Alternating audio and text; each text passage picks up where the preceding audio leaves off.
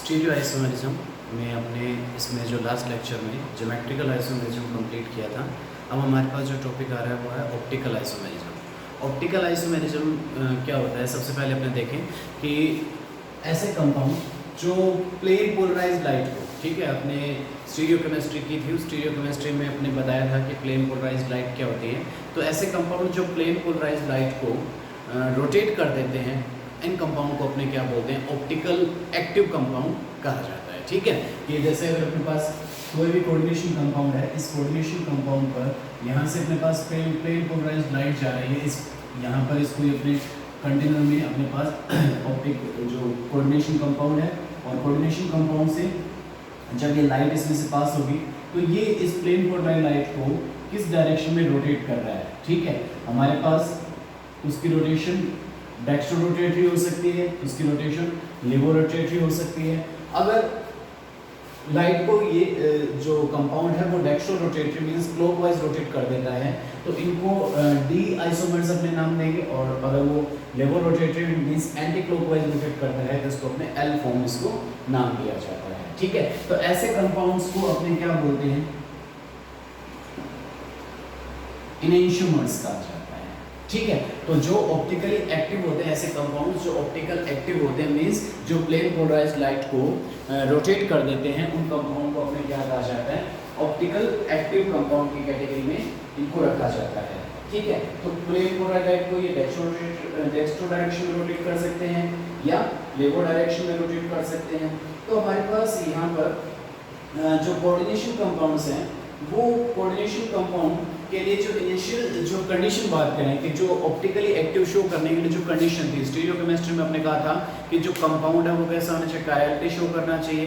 Second जो condition थी वो एसिमेट्रिकल टाइप का होना चाहिए। दो कंडीशन हमने लेकर चलते हैं, एक तो कायरलिटी होना जरूरी हो जाता है उसके अंदर, और सेकंड अपने पास जो कंडीशन होती है वो एसिमेट्रिकल टाइप का कंपाउंड होना चाहिए। तो ये सेम कंडीशन अपने यहाँ पर, क्योंकि कार्बन तो अपने पास यहाँ पर है नहीं, तो इसके लिए अपने कहेंगे कि कंपाउंड के लिए जो कोऑर्डिनेशन कंपाउंड है, जो कॉम्प्लेक्स कंपाउंड है, उनके लिए जो ऑप्टिकल आइसोमेरिज्म है उसके जो शो करने के लिए जो मेन कंडीशन ये रहेगी कि वो कंपाउंड कैसा होना चाहिए, एसिमेट्रिकल टाइप का होना चाहिए। मींस उसके अंदर किसी भी टाइप की सिमेट्री प्रेजेंट नहीं होनी चाहिए। जो अपने पास तीन टाइप की सिमेट्री बताई, सिमेट्री प्लेन, सिमेट्री एक्सिस और सिमेट्री सेंटर, अगर इन तीनों में से कोई भी अगर सिमेट्री अगर प्रेजेंट है जो कोऑर्डिनेशन कंपाउंड है, तो वह ऑप्टिकल एक्टिव कंपाउंड की कैटेगरी में नहीं आएगा। ठीक है, तो अपने पास यहाँ पर बताया कि उसमें एसिमेट्रिकल टाइप का कंपाउंड होना जरूरी हो जाता है। और जो ऑप्टिकल आइसोमर्स होते हैं उनकी जो फिजिकल और केमिकल प्रॉपर्टी की बात करें, वो आइडेंटिकल टाइप की फिजिकल और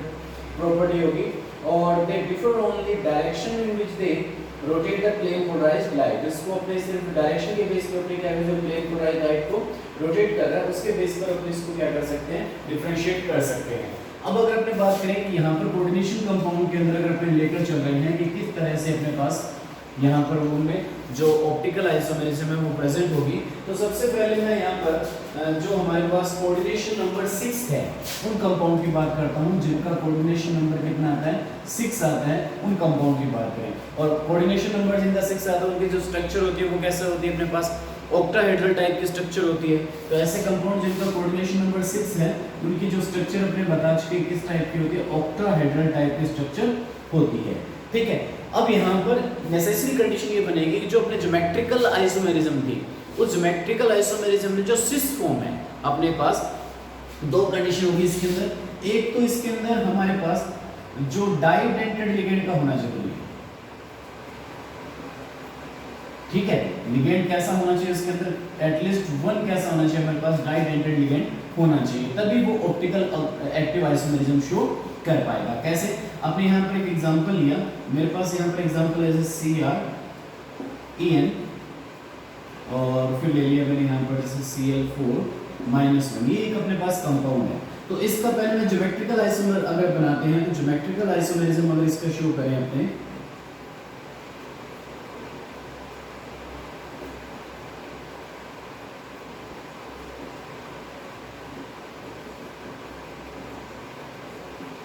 तो इसमें देखो एक तो अपने पास एथाइलिन डाइमीन है और 4 लिगेंड कौन से हैं, Cl।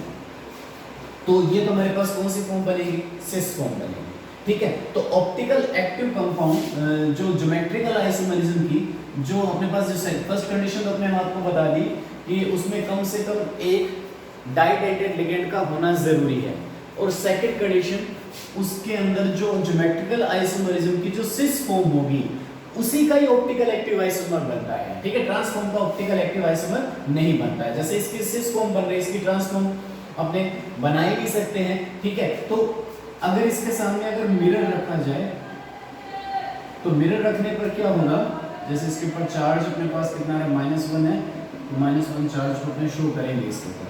तो क्रोमियम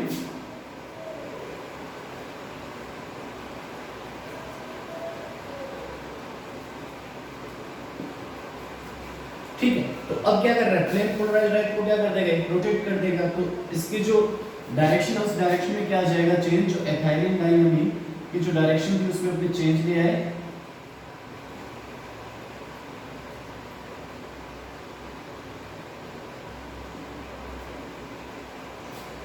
ठीक है, तो ये इसका कौन सा बन गया, ऑप्टिकल आइसोमर बन गया, जो क्या कर रहा है, प्लेन पोलराइज्ड लाइट को अपने पास क्या कर रहा है, रोट मींस इसको क्या बोला जाएगा, एनेंशियोमर अपने नाम इसको दे दिया जाएगा।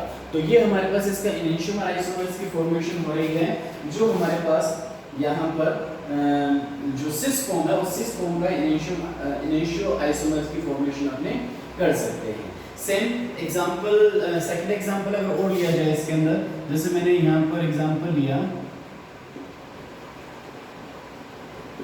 ये एग्जांपल लिया, ठीक है। अब इसका अगर अपने ऑप्टिकल आइसोमर की फॉर्मेशन करें इसके अंदर,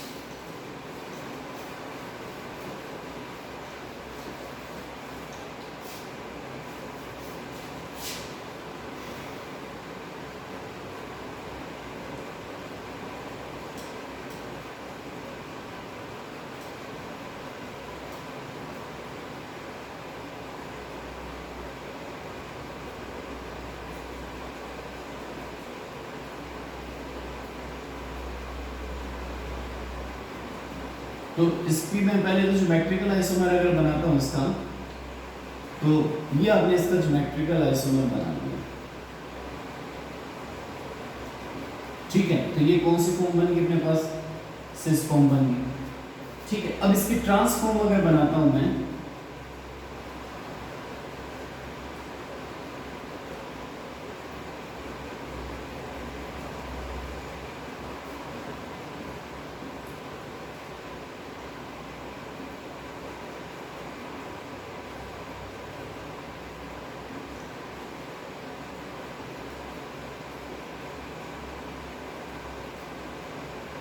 ये इसकी ट्रांसफॉर्म बन गई, और ये इसकी कौन सी फॉर्म है, सिस फॉर्म।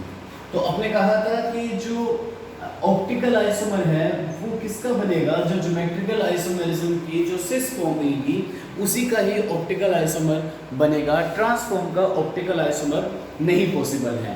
तो इसका अगर ऑप्टिकल आइसोमर अगर बनाते हैं तो इसके ऑप्टिकल आइसोमरिज्म में देखो, अगर इसको आप रोटेट करते हो तो रोटेशन में किसी टाइप का आपको चेंज देखने को नहीं मिलता है, मींस इसका एनेंशियोमर्स आपको नहीं देखने को मिलता है। तो इतने से अपने पास यहाँ पर क्लियर हो गया कि ट्रांसफॉर्म का कभी भी ऑप्टिकल आइसोमर्स नहीं बनेगा। तो ट्रांसफॉर्म का ऑप्टिकल आइसोमर नहीं बन रहा, तो अपने यहाँ पर अगर सिस फॉर्म है, इस सिस फॉर्म के सामने अगर अपने यहाँ पर मिरर लगाते हैं, तो ये अपने एक मिरर लगाया, ठीक है।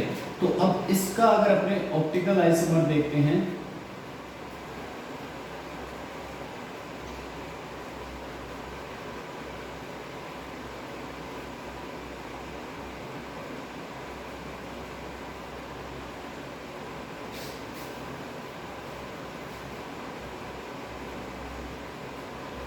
अब देखेंगे इसको आप रोटेट करेंगे, तो रोटेट करेंगे तो ये जो ग्रुप है वो आपके पास यहाँ आ जाएगा एथाइलिन डाइमीन का, और ये जो क्लोरीन है, ये वाला क्लोरीन तो ये रहेगा, ये क्लोरीन यहाँ आ जाएगा, और ये जो ग्रुप था वो यहाँ आ जाएगा। इसके ऊपर चार्ज कितना है, +1 चार्ज। तो ये जो सिस फॉर्म है उस सिस फॉर्म का ऑप्टिकल आइसोमर की फॉर्मेशन अपने कर दी।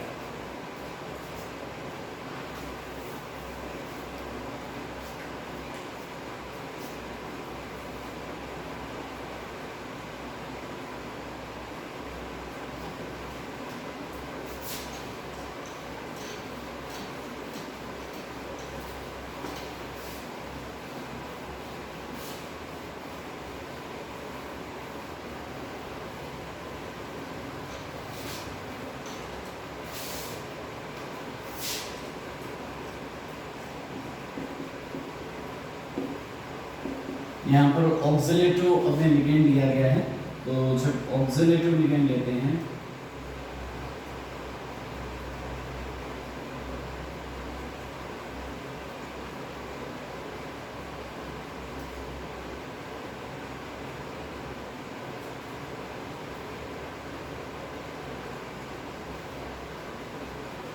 ऑक्सीलेटिव भी अपने पास बाइडेंटेड लिगेंड है,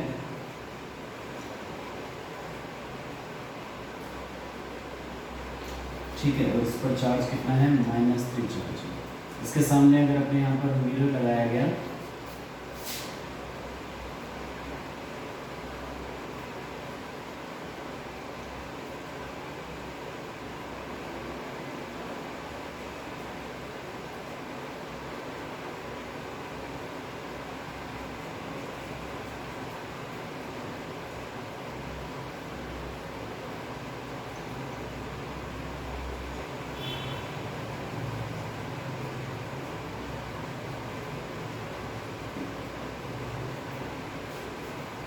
ठीक है, तो ये इसका ऑप्टिकल आइसोमर्स मींस इनेंशियोमर की फॉर्मेशन करते हैं। तो आपको यहाँ पर क्लियर हो गया कि जो ज्योमेट्रिकल आइसोमेरिज्म की सिस फॉर्म है इसके भी अपने ट्रांसफॉर्म नहीं बना सकते, तो ऑप्टिकल आइसोमेरिज्म में ट्रांसफॉर्म की अपने को जरूरत ही नहीं पड़ती है, वो तो ज्योमेट्रिकल आइसोमेरिज्म के अंदर ही जरूरत पड़ती है अपने को। ठीक है, तो यहाँ पर ये जो कोऑर्डिनेशन नंबर 6 है उस कोऑर्डिनेशन नंबर 6 में कम से कम एक बाइडेंटेड लिगेंड का होना ज़रूरी है, तभी वो ऑप्टिकल आइसोमेरिज्म शो करेगा। और सेकंड कंडीशन अपने यहाँ पर कह दी कि उसके अंदर जो ज्योमेट्रिकल आइसोमेरिज्म की जो सिस फॉर्म होगी उसी का ही अपने ऑप्टिकल आइसोमर्स बनाएंगे।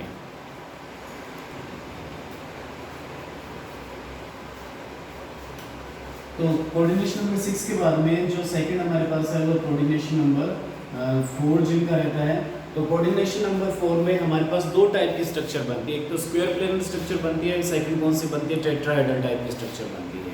तो आपने कहा कि जो ऑप्टिकल आइसोमेरिज्म, अगर मैं स्क्वायर प्लेनर स्ट्रक्चर को अगर देखूं यहाँ पर, तो ये हमारे पास स्क्वायर प्लेनर, आपके पास नाम क्या रहा है देखो, प्लेन।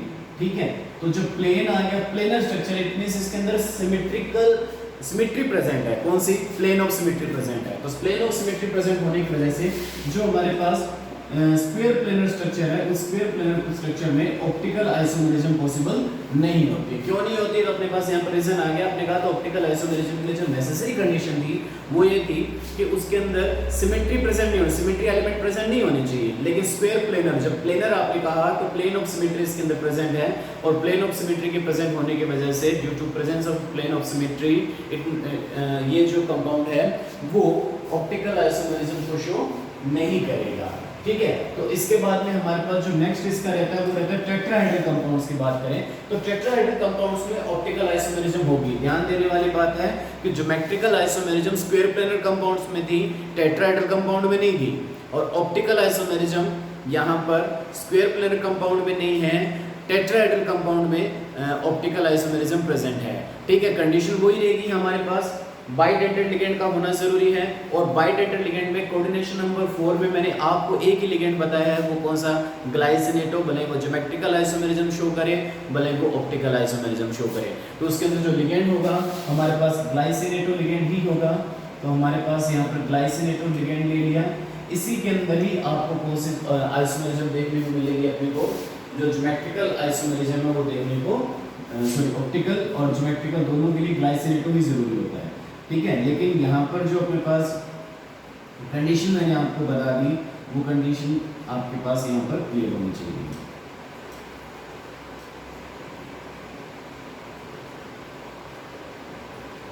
तो इसके सामने अगर अपने यहाँ पर मिरर लगाते हैं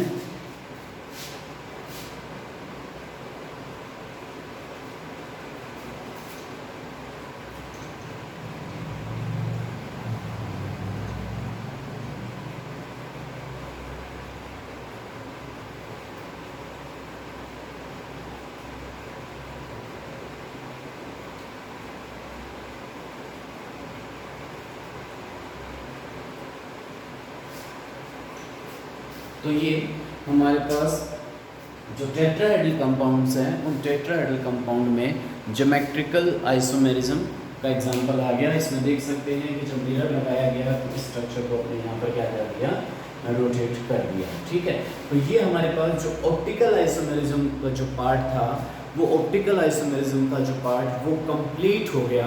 और इसके साथ जितने भी टाइप के अपने पास आइसोमेरिज्म थी, भले वो स्ट्रक्चरल आइसोमेरिज्म थी और सेकंड अपने पास स्टीरियो आइसोमेरिज्म थी, वो कॉम्प्लेक्स कंपाउंड या कोऑर्डिनेशन कंपाउंड की आइसोमेरिज्म कंप्लीट है। ठीक है,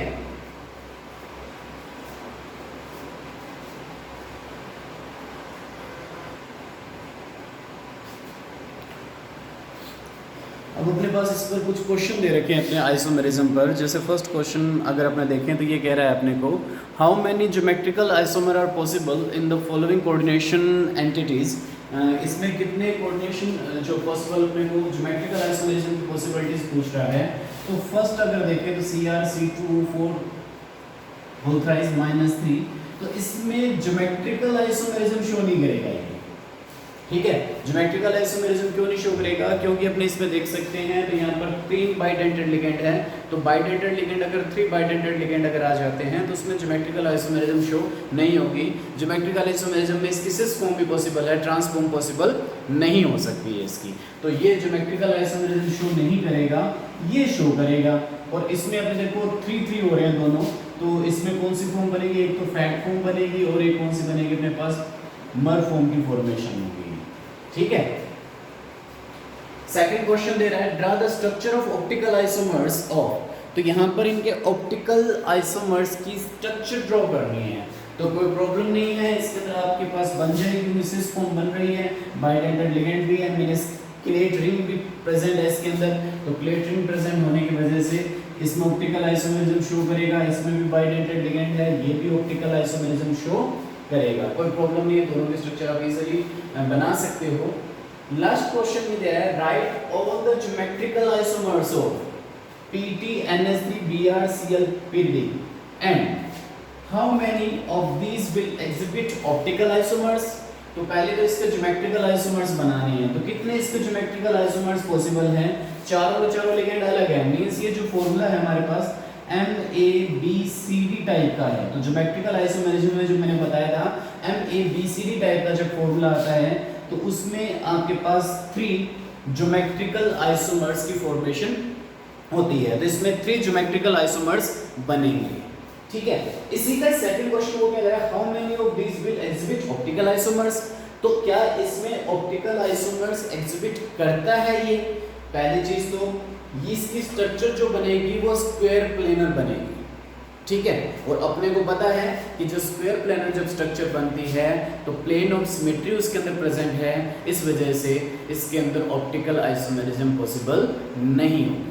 सेकंड और कंडीशन लगा देते हैं इसके ऊपर, इसके अंदर जितने भी लिगेंड लिए गए हैं वो यूनिडेंटेड या मोनोडेंटेड लिगेंड लिए हैं। ठीक है, जो क्लेट रिंग की फॉर्मेशन नहीं कर सकते। तो अपने पास सेकंड कंडीशन ये थी कि ऑप्टिकल आइसोमेरिज्म के लिए क्लेट रिंग बननी चाहिए। तो यहाँ पर मोनोडेंटेड लिगेंड होने की वजह से इसमें क्लेट रिंग की फॉर्मेशन नहीं हो रही है, इस वजह से इसमें ऑप्टिकल आइसोमेरिज्म ये एग्जिबिट नहीं करेगा। ठीक है, तो दोनों क्वेश्चन के आंसर मिल गए। पहले इसमें जो ज्योमेट्रिकल आइसोमर्स हैं वो इसमें ज्योमेट्रिकल आइसोमर्स 3 बनेंगे, लेकिन इसमें ऑप्टिकल आइसोमर्स की पॉसिबिलिटीज नहीं है इसके अंदर। ठीक है, तो इस टाइप के और भी क्वेश्चन आपको बुक में मिलेंगे, उन क्वेश्चन को आप कीजिए। अपने बुक के क्वेश्चन आपके बोर्ड लास्ट प्रीवियस ईयर में जितने भी बोर्ड एग्जाम के जो क्वेश्चन पेपर हैं उनमें देखिए कि यहाँ पर किस टाइप का क्वेश्चन आपको मिल रहा है। और लगभग हर साल आइसोमेरिज्म पर क्वेश्चन आपको ज़रूर मिलता है इस चैप्टर के अंदर। ठीक है, तो ये अपने पास आइसोमेरिज्म कंप्लीट। नेक्स्ट जो लेक्चर होगा इसमें कुछ इसमें कोऑर्डिनेशन कंपाउंड में थ्योरीज दी गई है, जिसमें जो फर्स्ट थ्योरी होगी वैलेंस बॉन्ड थ्योरी, उसके ऊपर अपने बात करेंगे।